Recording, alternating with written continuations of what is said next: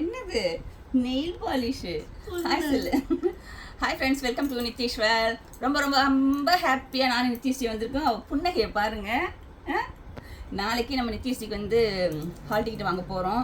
ரொம்ப சந்தோஷமாக இருக்குது. இந்த மனநிலையை வந்து நம்ம என்னது அது வா ரொம்ப சந்தோஷமான மனநிலையில் நாங்கள் எல்லாருமே இருக்கோம். எங்கள் ஃபேமிலியில் நீங்களும் எல்லாருமே இருப்பீங்கன்னு நினைக்கிறேன். ஏன்னா போர்டு எக்ஸாம் எழுத போகிறா ஃபஸ்ட்டு. இதை வந்து எதிர்பார்க்காம வச்ச ஒவ்வொரு அடிக்கும் கிடைச்ச பலன் தான் இது. ஒவ்வொரு ஸ்டெப்பையும் நாங்கள் அவளை கையை பிடிச்சி கொண்டு வந்திருக்கோம்.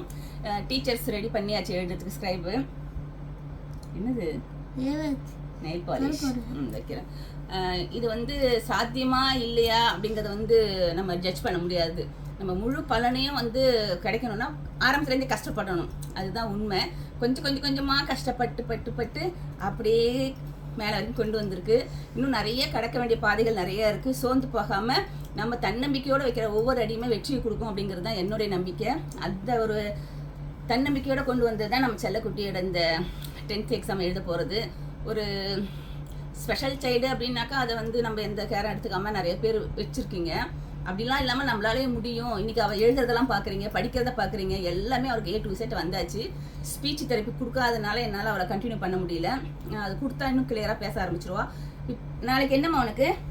நாளைக்கு சிங்கப்பூரம் ஸ்கூலுக்கு போய் என்ன பண்ண போகிறோம்? இது ஹால் டிக்கெட் வாங்க போகிறோம். டீச்சர்ஸ் ஃபோன் பண்ணி சொன்னாங்க, நாளைக்கு வந்து வாங்கிட்டு போயிடுங்க அப்படி சொல்லி சொன்னாங்க.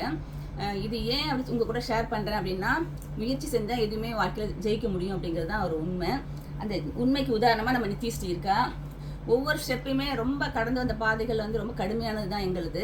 ஆனால் இந்த வெற்றி அப்படிங்கும்போது அது ரொம்ப எமோஷனல் ஃபீல் பண்ணுறதா இல்லை ஒரு சந்தோஷத்தில் அதை அவங்க கூட ஷேர் பண்ணிக்கிறதான்னு தெரியல. இப்போ யூடியூப் இருக்கிறதுனால ஷேர் பண்ணிக்கிறேன். இல்லைன்னா அந்த சந்தோஷம் திக்கு முக்காடி தான் போவோம். எங்களால் அதை எக்ஸ்பிளைன் பண்ணவே முடியாது. அடுத்தது இன்னும் +2 எழுதணும், காலேஜ் போகணும், இன்னும் எவ்வளோ நிறைய எண்ணங்கள் இருக்குது. சந்தோஷத்தை கொடுக்குது. ஏன்னா நம்மளால அடுத்த முயற்சி பண்ண முடியும் அப்படிங்கிற மாதிரி இருக்கு. அப்பா கடையில வேலைக்கு போவாலாம். போவியா? என்ன செய்வ வேலை? நான் போகணும். என்ன வேலை செய்வ கடையில?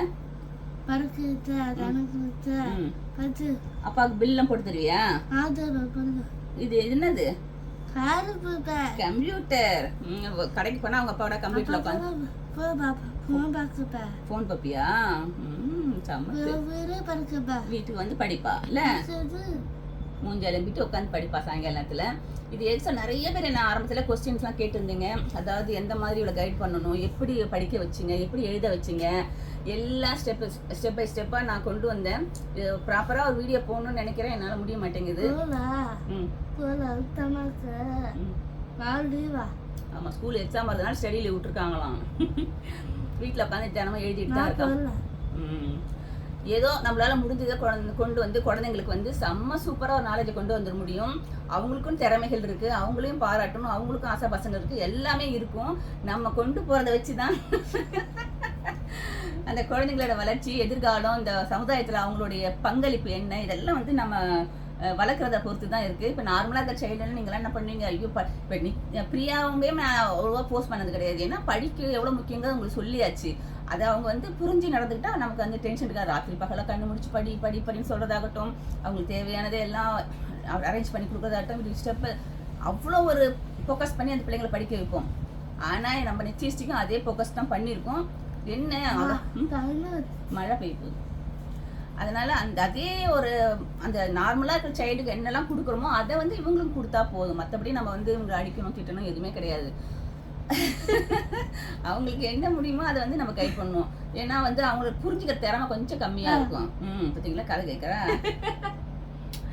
அதனால என்னால் முடிஞ்ச அளவுக்கு கொண்டு வந்திருக்கேன். ரொம்ப ஹாப்பியாக இருக்குது. நாளைக்கு ஹால் டிக்கெட் வாங்கிட்டு உங்க கூட ஷேர் பண்ணுறேன்.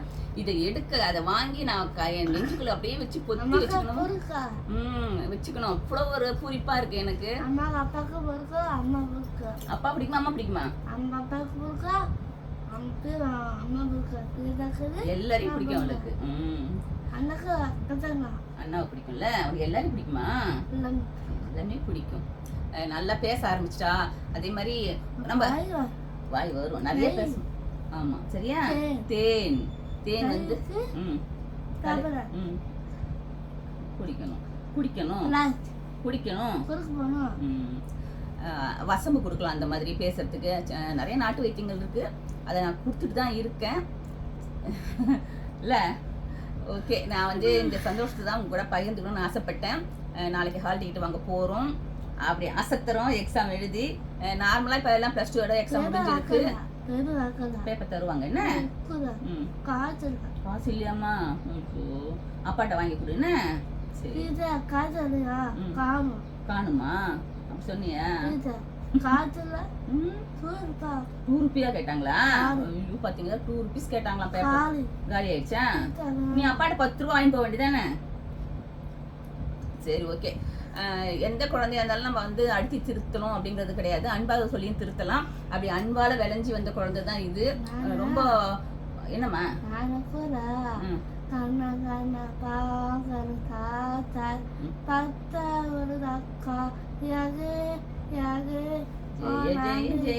இந்த கையால செய்யணும். தினமும் பிரேயர் பாடுவா போயிட்டு, அப்புறம் வீட்டுக்கு வந்துடணும், அவ்வளவுதான். இப்போ ஸ்கூலுக்கு போறதுனால என்ன ஒரு டிசிப்ளின் கிடைச்சிருக்குன்னா, அவ பசங்களா சேர்ந்து நல்லது கெட்டது எல்லாம் கத்துன்னு இருக்கா. அதன் பிரகாரம் அவளுக்கு நல்லா இன்னும் ஒரு எதிர்காலத்துல நல்ல ஒரு இது கிடைக்கும், மோட்டிவேட் ஆவா. அவங்களாம் எப்படி இருக்காங்க, நம்ம எப்படி இருக்கணும், ஒரு தன்னைத்தானே அவள் வந்து சரி பண்ணிக்க உதவும். அதுக்கு தான் வந்து பிள்ளைங்களை வந்து ஸ்கூலுக்கு அனுப்பணும் கண்டிப்பாக. ஸ்பெஷல் சைல்டு எனக்கு கூட சொன்னாங்க, நிறைய பேர் ஐடியா கொடுத்தாங்க, அந்த இதில் கொண்டு போய் விட்டுருங்க. அதாவது ஸ்பெஷல் சைல்டுக்கெலாம் பார்க்குறாங்களா, அங்கே விட்டுருங்க, அவங்க நல்லா ஏதாவது கைத்தொழில் கற்றுருவாங்க ஹோமில், அங்கே விட்டுருவாங்க கற்றுருவாங்க. அது எப்படி நம்ம கிட்ட இருந்து கற்றுக்காத ஒன்று அடுத்தவங்க கற்று தருவாங்கங்கிறது எனக்கு நம்பிக்கை கிடையாது. நம்ம எல்லாம் தெரிஞ்சவங்களும் கிடையாது, இருந்தாலும் நம்ம முயற்சி பண்ணணும் அப்படிங்கிற ஒரு முயற்சியில் தான் நான் வந்து எங்கேயுமே ஹோமில் விடாமல் அழகாக கொண்டு வந்தோம். சரியா? இது ஒரு சக்ஸஸாக இருக்குது. இந்த பாதை வந்து வெற்றி பாதையாக ஒவ்வொரு நாளும் அடி எடுத்து வைக்கணும். வாழ்க்கையில் முடிஞ்சால் சாதிக்கலாங்கிறதுக்கு நித்யஸ்ரீ ஒரு உதாரணம். நாளைக்கு ஹால் டிக்கெட் வாங்கிட்டு வந்துட்டு உங்க கூட ஷேர் பண்ணிக்கிறோம். பாய். Bye. Thank you for watching. Bye.